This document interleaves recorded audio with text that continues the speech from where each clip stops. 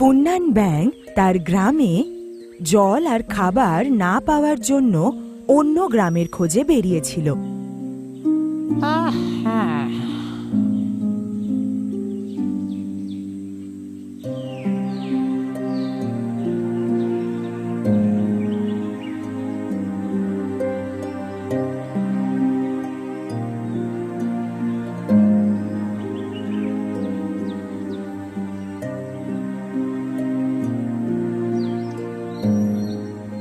ব্যাংটা শুনেছিল যে গ্রামে যাওয়ার পথে নাকি একটা ঝিল পড়ে, যেটা কখনো শুকোয় না। আমি কতক্ষণ ধরে হাঁটছি, জল তেষ্টায় প্রাণটা বেরিয়ে যাবে মনে হয়।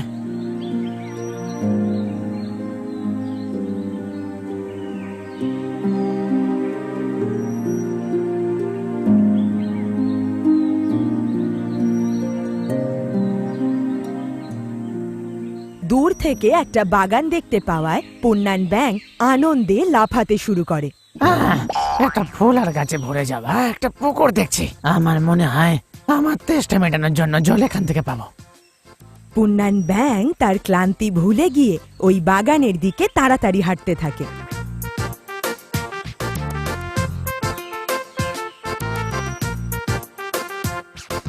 ওই ঝিলটাতে অনেক সুন্দর সুন্দর মাছ বসবাস করত, কিন্তু ওই মাছগুলোর নিজেদের সৌন্দর্যের ওপর অনেক অহংকার ছিল। বন্ধুরা, কাল তোমরা যেভাবে ওই কাকটাকে ভয় দেখিয়েছিলে, আমার তো খুব মজা লাগছিল। আমাদের কোনো বন্ধুর দরকার নেই, আমরা একজনই ঠিক আছি। হ্যাঁ হ্যাঁ, আমরাই যথেষ্ট। যতই হোক এই জায়গাটা তো আমাদেরই, বলো? আমরা এখানে কাউকে আসতে দেব না। এই বন্ধুরা, এদিক দিয়ে লাফিয়ে দেখো, দুর্দান্ত লাগে। আরে বন্ধুরা, ওই দেখো একটা ব্যাঙ আসছে। এই দিকে নয়, দেখে মনে হচ্ছে অন্য কোনো দিকে যাচ্ছে। আরে না না, ও তো এদিকেই আসছে। কি অদ্ভুত দেখতে, দেখো ওকে। ও যদি এদিকেই আসে তাহলে ওকে তাড়িয়ে দিতে হবে। আমার ব্যাঙের মতো দেখতে জীব পছন্দ না। আসতে দাও ওকে, আমরা ওকে একটা দারুণ শিক্ষা দিয়ে তাড়িয়ে দেব। ততক্ষণে পুন্নান ব্যাং ওখানে পৌঁছে গিয়েছিল,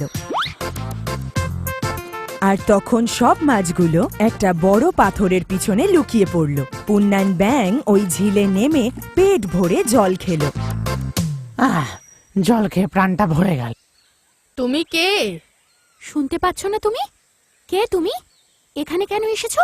এটা তো আমাদের জায়গা। হাই বন্ধুরা, আমার নাম পুন্নান।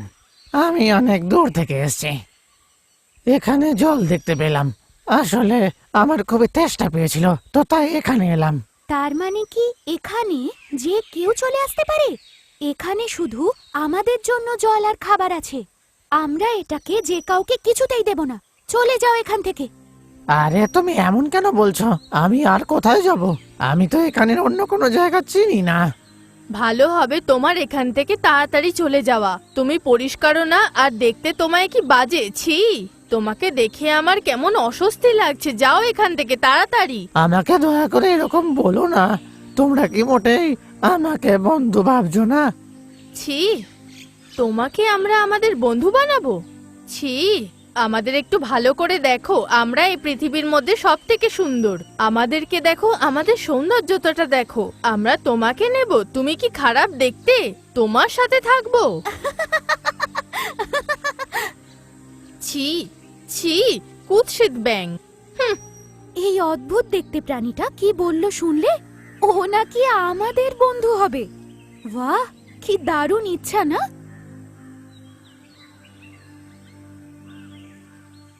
পরের দিন পুন্নান ব্যাং আরো একবার ওই মাছগুলোর সাথে বন্ধুত্ব করতে চলে এলো। আরে কি সাহস তোমার! আমাদের এত বলার পরও তোমার সাহস কি করে হলো আবার এই পুকুরে চলে এলে? আসলে আমি এই পুকুরে জল খাওয়ার জন্য ভাবছিলাম।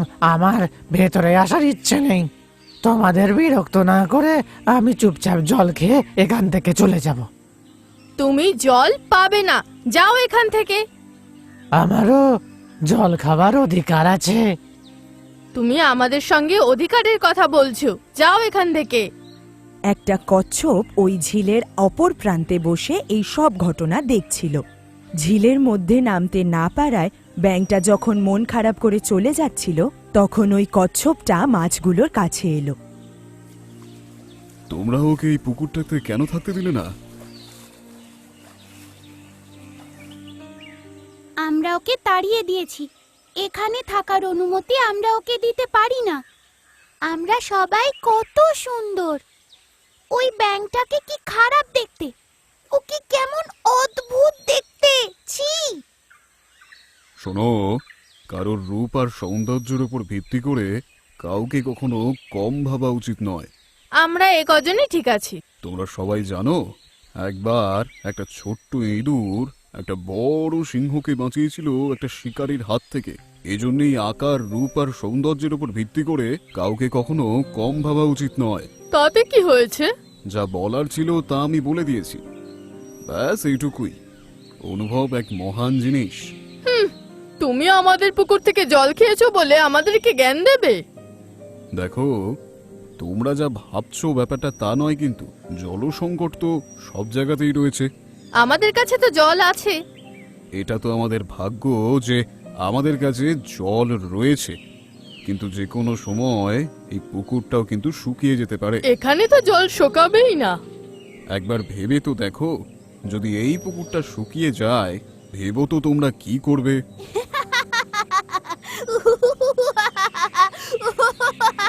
এই কচ্ছপটা কি বোকা! তোমরা কি একটা জিনিস জানো? তোমরা তো সবাই শুধু জলেই বেঁচে থাকতে পারবে, কিন্তু ওই ব্যাঙ ডাঙায় যেমন বাঁচতে পারবে তেমন জলেও সে বাঁচতে পারবে।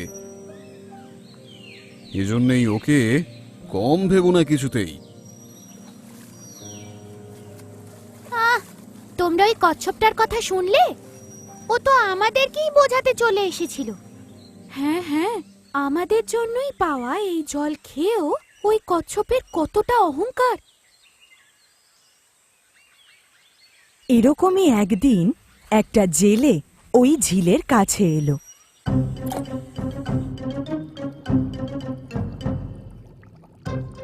আরে আরে দাঁড়াও, এটা কিন্তু খেও না, এখানে বিপদ আছে।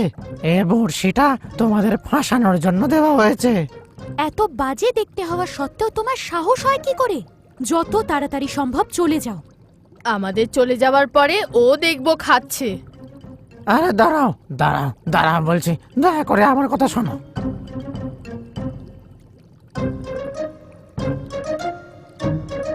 আরে আরে, যদি আমরা ওটাকে ধরে নিতাম তাহলে? হ্যাঁ, আমি জানি এতে বিপদ ছিল। তুমি আমাদের ক্ষমা করতে পারবে? আমরা তোমার সাথে খুব খারাপ করেছি, তারপরেও আমাদের ওপর না রেগে তুমি আমাদের জীবন বাঁচিয়েছো। ব্যাং দাদা, আজ থেকে তুমি আমাদের সব থেকে ভালো বন্ধু হয়ে থাকবে। তোমার যত দিন ইচ্ছা তুমি এই জলে থাকতে পারো।